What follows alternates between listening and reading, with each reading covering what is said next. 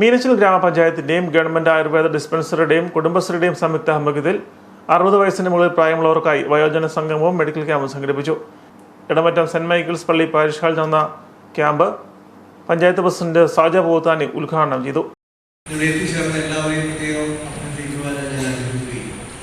ജീവിതത്തിന്റെ സായസന്ധിയില് വീട്ടിലെ മക്കൾക്കും കൊച്ചുമക്കൾക്കും ഒപ്പം സമയം ചെലവഴിക്കുന്നതോടൊപ്പം തന്നെ സമൂഹത്തിന്റെ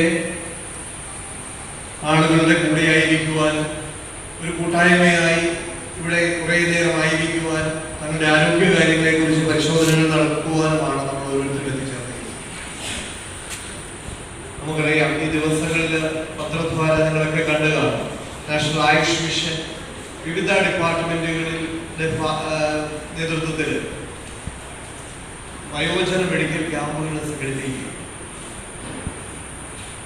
സമൂഹത്തില് ഏറ്റവും കൂടുതൽ പരിഗണന ലഭിക്കേണ്ട ആളുകൾ എന്ന നിലയിൽ നമുക്കറിയാം, വിദേശ രാജ്യങ്ങളിലൊക്കെ വയോജനങ്ങൾക്ക് സാമൂഹിക സുരക്ഷിതത്വം സർക്കാർ വിഭാവനം ചെയ്ത് നടപ്പിലാക്കി വരിക.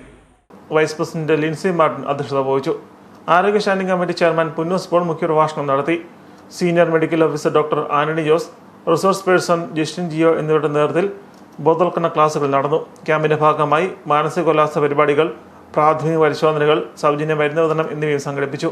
മെമ്പർമാരായ Biju T B, Nalini Sreedharan, Lissamma Shajan, Shirley Baby, Jayasree Santhosh, Biju Kumbalanthanam, CDS vice chairperson Deepa Mathew, community facilitator Haripriya തുടങ്ങിയവർ സംസാരിച്ചു.